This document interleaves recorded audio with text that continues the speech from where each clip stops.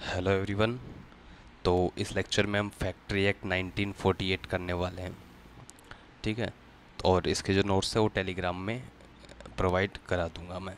यहाँ जो लिख रहा हूँ उसके अलावा जो इसमें क्या राइटिंग थोड़ी टैब में जब मैं लिखता हूँ तो ठीक से बैठ नहीं पाती है, तो मैं थोड़ा टाइम दे के नोट्स बनाता हूँ, उसमें थोड़ी ठीक राइटिंग में मैं लिख के वहाँ पे टेलीग्राम में प्रोवाइड करा दूंगा। इससे पहले हमने 2 लेक्चर कंप्लीट कर चुके हैं। एक तो हमने पेमेंट वेजेस एक्ट 1936 वाला कर लिया, और एक मिनिमम वेजेस वाला कर लिया हमने। और जो ये मिनिमम वेजेस वाला कर लिया, और जो ये है अब फैक्ट्री एक्ट 1948 करने वाले हैं। तो शुरू करते हैं। जो फर्स्ट फैक्ट्री एक्ट आया था, एफ लिख देता हूँ मैं, फैक्ट्री एक्ट आया था 1881 में आया था। इस टाइम पे बताओ कौन था? इस टाइम पे था लॉर्ड रिपन। कब से कब तक था?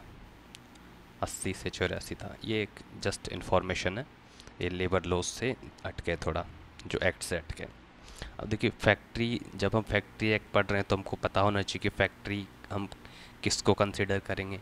तो जो फैक्ट्री है वहाँ पे अगर विद पावर कोई काम हो रहा है, power power with power, power का मतलब मेरा यहाँ इलेक्ट्रिसिटी से, इलेक्ट्रिसिटी से जो इलेक्ट्रिसिटी है वो ह्यूमन या एनिमल से जनरेट नहीं होनी चाहिए। जैसे होता है ना, वो पहले होता था कि एक बेल है, बेल को लगा दिए घुमा रहा है, वो टरबाइन वगैरह कुछ भी, जो वो वाला पावर नहीं, जो इलेक्ट्रिसिटी वाले पावर की बात कर रहे हैं। जहाँ पे किसी फैक्ट्री में अगर विद पावर काम हो रहा है, तो अगर वहाँ पे 10 या 10 से ज़्यादा है वर्कर हैं, तो हम उसको फैक्ट्री में काउंट करेंगे।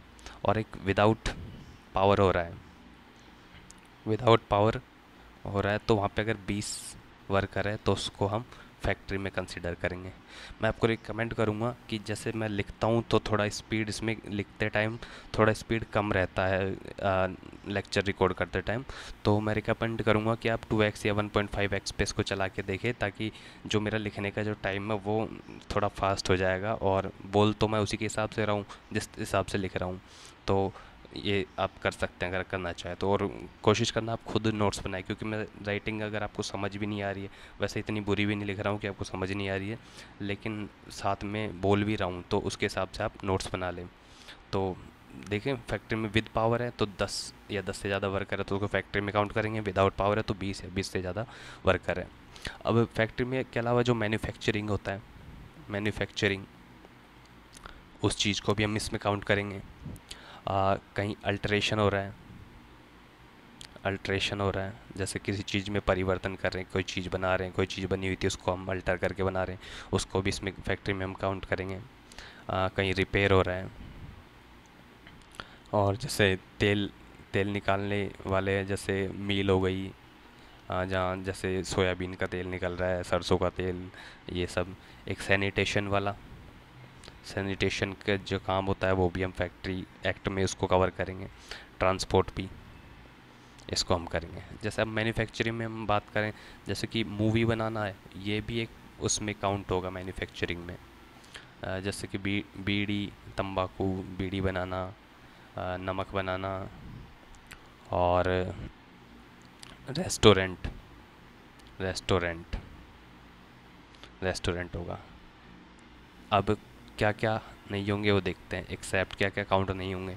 जैसे कि पहले पहले होटल और रेस्टोरेंट, रेस्टोरेंट नहीं थे, लेकिन पहले नहीं थे लेकिन अब है रेस्टोरेंट और होटल, जो मैं आपको यहाँ बता चुका हूँ। देखो ये रहा रेस्टोरेंट। अब इसके अलावा रेलवे नहीं होगा, इसमें काउंट नहीं होगा। और आर्म्ड फोर्सेस, ये भी इसमें काउंट नहीं होगा।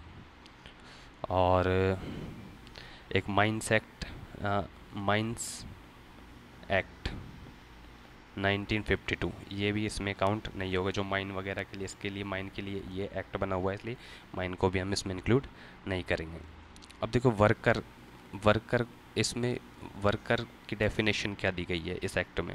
वर्कर की डेफिनेशन दी गई, कोई डायरेक्टली और इनडायरेक्टली एम्प्लॉयड है, इनडायरेक्टली एम्प्लॉयड है, विद और without knowledge of, knowledge of employer, कि कोई डायरेक्टली एम्प्लॉयड है या इनडायरेक्टली एम्प्लॉयड है, जो मालिक है उसको पता है उसके बारे में, वर्कर के बारे में, या नहीं पता है। मान लो कि जैसे कोई कॉन्ट्रैक्ट पे काम करते हैं, जो वो मालिक तो ठेकेदार को कॉन्ट्रैक्ट दे देते हैं और वो ठेकेदार किसी को काम पे लगा देता है। वो सब लोग हैं ना, वर्कर में हम उनको काउंट करेंगे, उनके ऊपर ये फैक्ट्री एक्ट लगेगा। तो और अब वर्कर भी जैसे इसको क्लासीफाई करते हैं, तो चाइल्ड हो गया जो एक 0 से 14, 1 से 14 साल का हो गया, और एक एडोलेसेंट हो गया जिसको हम किशोर कह देते हैं, किशोर। इसको 15 से 14 हो गया, तो 14 से 18 साल का जो हो गया, 14 से बड़ा, 18 साल से छोटा। और एक एडल्ट हो गया, एडल्ट हो गया जिसको वयस्क कह देते हैं हिंदी में, जो 18 साल से ज़्यादा का है, 18 साल का। ठीक है। और साथ में हम ये भी ध्यान रखिएगा, एक थोड़ा सा कुछ आगे हम बताएंगे यंग को लेके। तो जो यंग है, तो इन दोनों को कंबाइन करके हम यंग पर्सन कह देते हैं, यंग पर्सन। ये मैं इसलिए बता रहा हूँ क्योंकि इसका आगे ज़रूरत पड़ेगी कि मैं वहाँ मैं डायरेक्ट यंग पर्सन लिख दूंगा, चाइल्ड और किशोर दोनों को मिला के यंग कह देंगे। ये क्या आ गया, हटाओ उसको। ठीक है। अब बात करते हैं फैक्ट्री क्या होगी। फैक्ट्री एक तो हमने ऊपर पढ़ लिया है फैक्ट्री। ठीक है। अब फैक्ट्री को और डिफाइन करें तो देखो फैक्ट्री में भी क्या होगा कि भाई एक तो प्रीमाइस होगा और एक प्रिसिएंट प्रिसेंट होगा। तो प्रीमाइस को कैसे होगा, जैसे कि कोई ओपन लैंड है, वहाँ कोई काम हो रहा है, और land with building, land with building. अब जैसे कि कोई समुंदर है, वहाँ पे कोई वहाँ पे नमक बनाने का काम हो रहा है, तो वहाँ पे तो बाउंड्री नहीं होगी ना, लेकिन उसको भी हम फैक्ट्री में काउंट करेंगे, जो कि उस प्रेमाइस का जो जिसके आसपास जो काम हो रहा है उसको हम प्रेमाइस को उसमें फैक्ट्री में काउंट करेंगे। यहाँ पे कोई बिल्डिंग बना दी तो ये भी इसमें काउंट होगी। और ये प्रीसेंट क्या होता है, जैसे कि कहीं काम हो रहा है, उसके चारों तरफ घेराबंदी हो रही है, घेरा हो रहा है, तो उसको भी हम इसमें काउंट करेंगे। ठीक है। अब इसके लिए वेरियस प्रोविजंस है, देखिए क्या क्या है वेरियस प्रोविजंस। मैं ये हेडिंग्स इसलिए लिख रहा हूँ ताकि आप अगर नोट्स बना रहे हैं खुद से तो आप लिख लें साथ के साथ। तो इसमें भी हम इसको एक तो हेल्थ रिलेटेड में क्लासीफाई करेंगे, हेल्थ रिलेटेड, और दूसरा सिक्योरिटी रिलेटेड, सिक्योरिटी रिलेटेड। ये ध्यान रखना, सिक्योरिटी रिलेटेड जो है इस पे रूल्स कौन बनाएगा, स्टेट गवर्नमेंट रूल्स बनाएगा। अब हेल्थ रिलेटेड में देखो वहाँ पे किन किन चीज़ों का ध्यान रखा जाना चाहिए, क्लीनलीनेस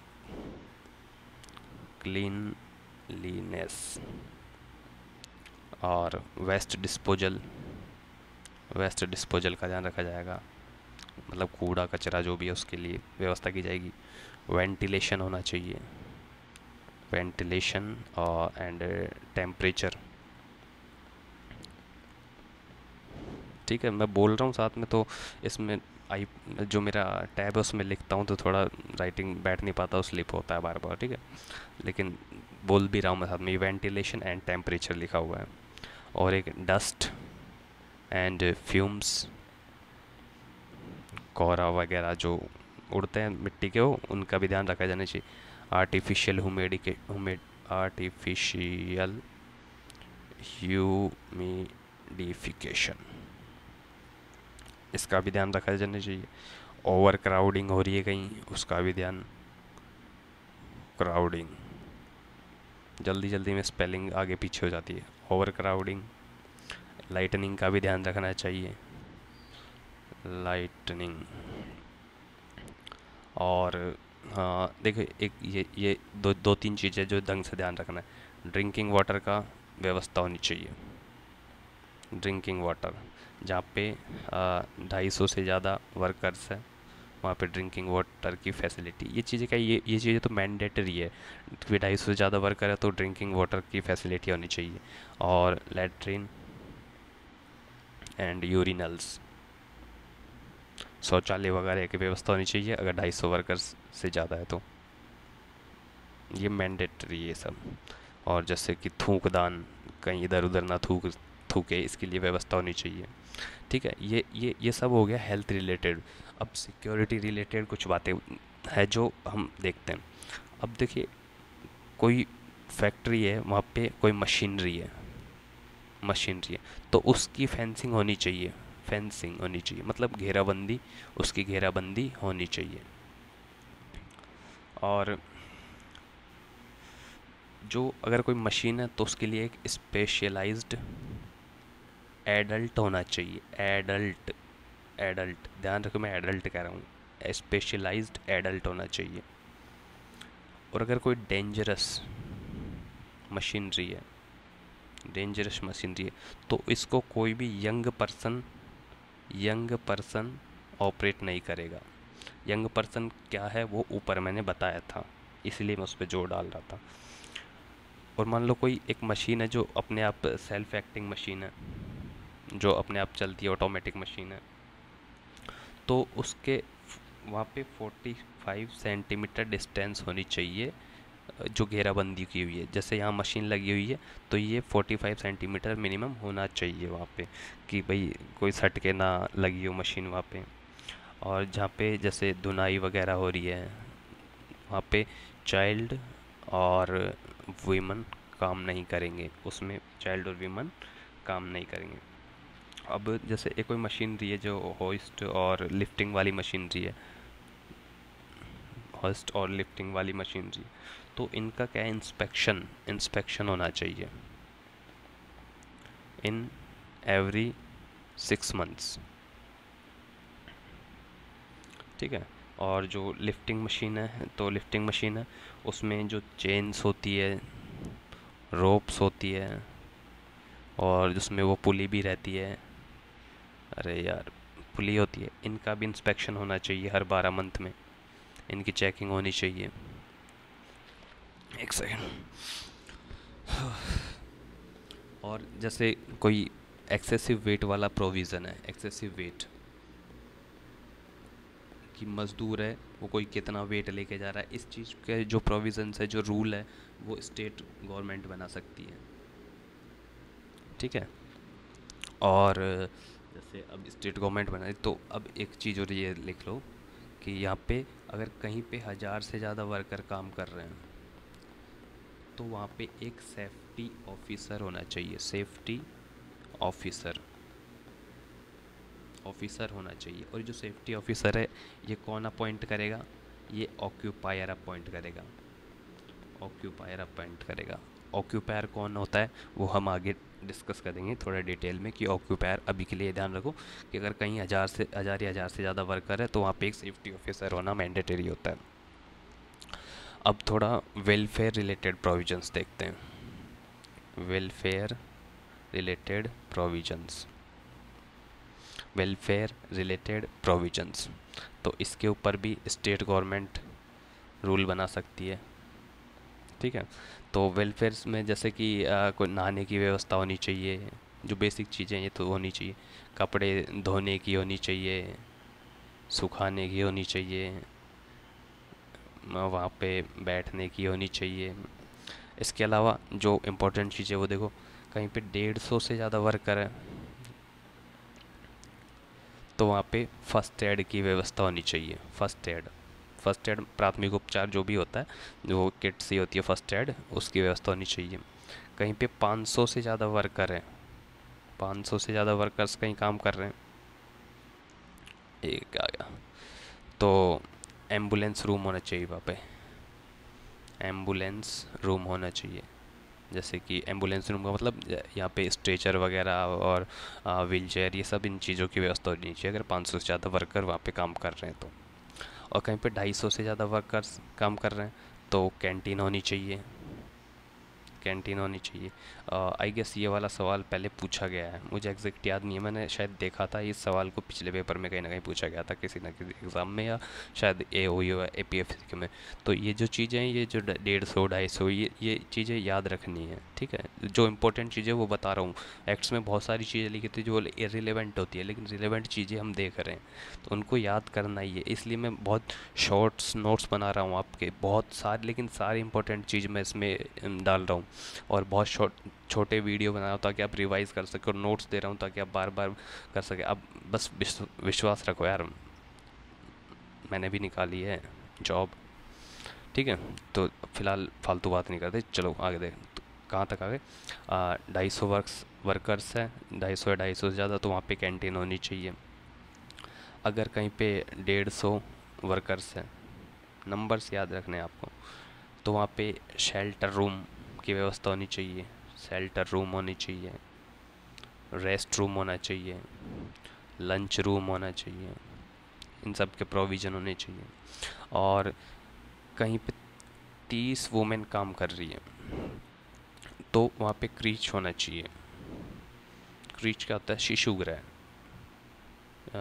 शिशुगृह, शिशुगृह होना चाहिए, जहाँ पे कोई भी महिला है वो अपने 6 साल तक के बच्चे को लेके आ जा सकती है।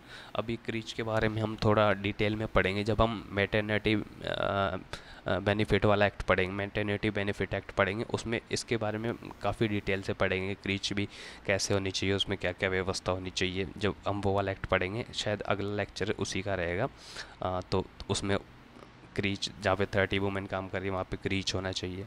और साथ ही 30 वुमेन अगर काम कर रही है तो वहाँ पे एक वेलफेयर ऑफिसर भी होना चाहिए, वेलफेयर ऑफिसर। अब थोड़ा वर्किंग आवर्स की बात करते हैं। वर्किंग आवर्स कि भाई फैक्ट्रीज एक्ट पढ़ रहे हैं तो फैक्ट्री में काम करने वाले वर्किंग आवर्स होते हैं, तो उस वर्किंग आवर्स फॉर एडल्ट्स की बात कर रहे हैं। एडल्ट्स बताया मैंने क्या होता है? 18 या 18 साल से ज़्यादा। ठीक है, लिख देता हूँ, चलो 18 या 18 साल से ज़्यादा जो जिसकी एज है वो एडल्ट होता है। और एक चीज़ और, इस पे स्टेट गवर्नमेंट इस पे रूल बना सकती है, स्टेट गवर्नमेंट इस पे रूल बना सकती है। तो वर्किंग आवर्स की बात करते हैं तो देखो, डेली 9 आवर्स से ज़्यादा का काम नहीं कराया जा सकता।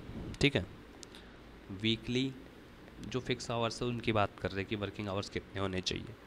48 आवर्स वीकली होना चाहिए, उससे ज़्यादा काम नहीं होना चाहिए। और एवरी 5 ईयर्स, सॉरी 5 ईयर्स नहीं, 5 आवर्स एक ब्रेक देना चाहिए 30 मिनट का। और वीक में एक दिन की छुट्टी होनी चाहिए, 1 डे छुट्टी होनी चाहिए। और कंटिन्यू 10 डेज़ तक काम नहीं कराया जा सकता। ठीक है। और थोड़ा एक चीज़ और थी यार, हाँ, सारे जो रेस्ट वगैरह जितने ही उनको सबको जोड़ के 10.5 घंटे से ज़्यादा काम नहीं होना चाहिए। स्पेशल केस हो कोई तो उसमें 12 आवर्स तक कराया जा सकता है। जैसे कि प्रोडक्शन ज़्यादा होना है या मालिक कहता है कि थोड़ा काम ज़्यादा है, तो 12 आवर्स से ज़्यादा एक्सटेंड नहीं किया जा सकता। नाइट शिफ्ट की बात करते हैं। नाइट शिफ्ट, तो शिफ्ट, कोई नाइट शिफ्ट कर रहा है कोई आदमी, कोई वर्कर, तो शिफ्ट एंडिंग के 20 बाद, शिफ्ट एंडिंग हो रही है उसके बाद 24 आवर्स को उसकी छुट्टी होनी चाहिए। ऐसा नहीं कि भाई उसने काम किया रात को 12 बजे से सुबह 8 बजे तक, और तुम उसको अगले दिन सुबह 12 बजे 10 बजे बुला रहे हो। नहीं, वो अगले दिन रात को 8 बजे से पहले आप उसको नहीं बुला सकते, आपको 24 घंटे का उसको रेस्ट देना पड़ेगा। अब ओवर टाइम की बात करते हैं। ओवर टाइम ओटी, एक सेकंड रुकना यार, आवाज़ आ रही है बाहर से बहुत।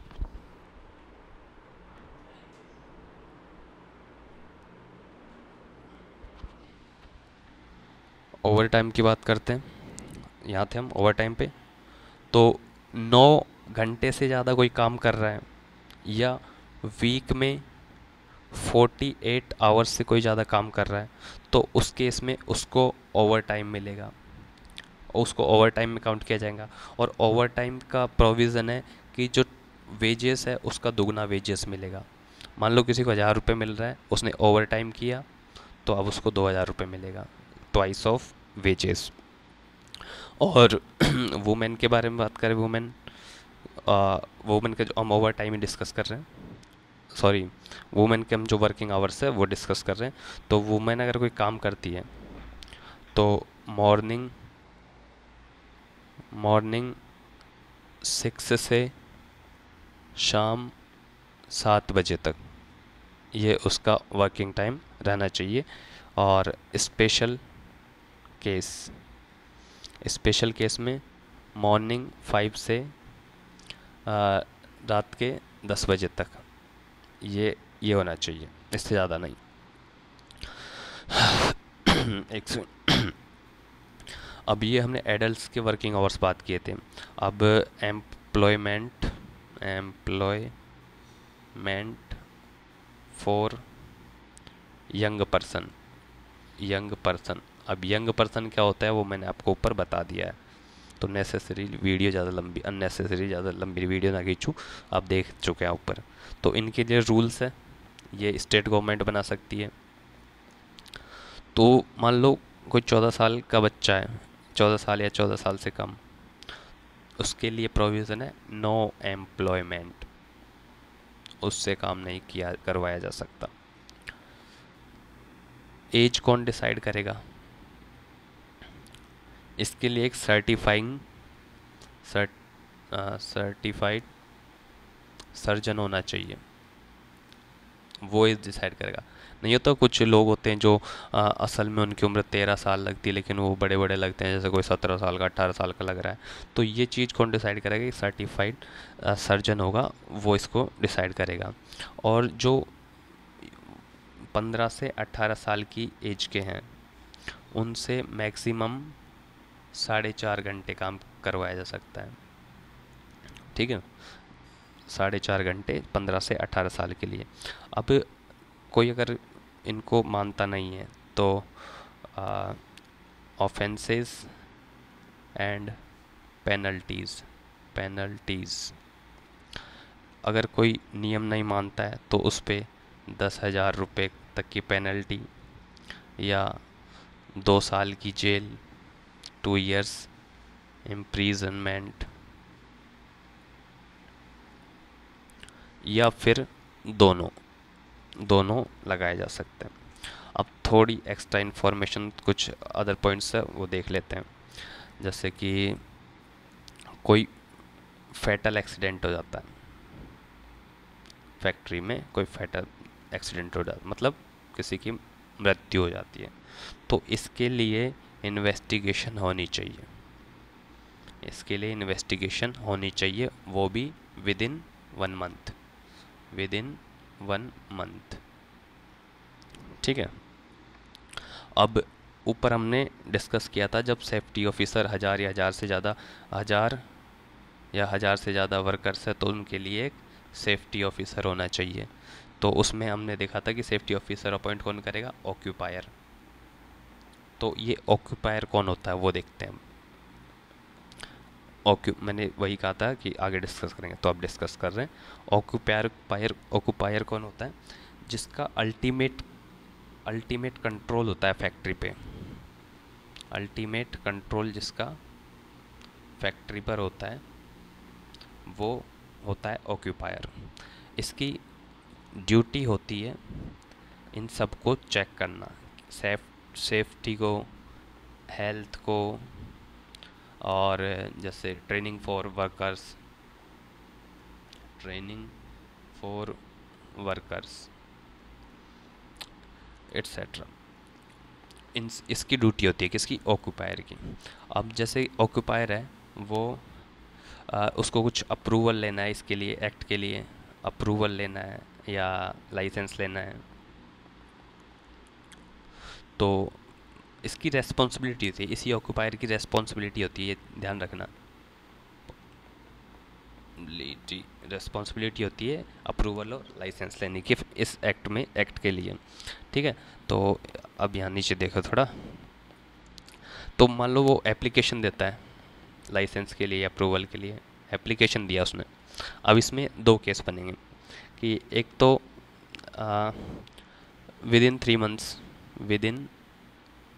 3 मंथ्स उसको रिफ्यूज़ कर दिया जाता है, लाइसेंस नहीं दिया जाता है, तो वो अपील कर सकता है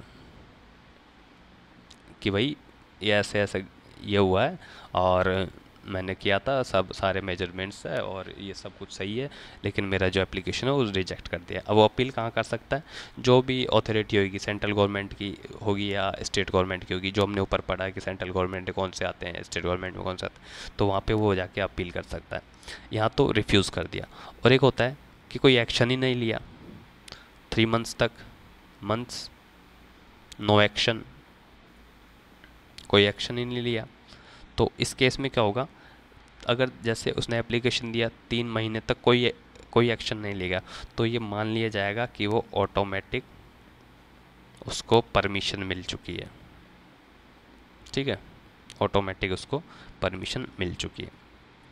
और एक चीज़ ये देखते हैं कि भाई जो स्टेट है, स्टेट गवर्नमेंट है,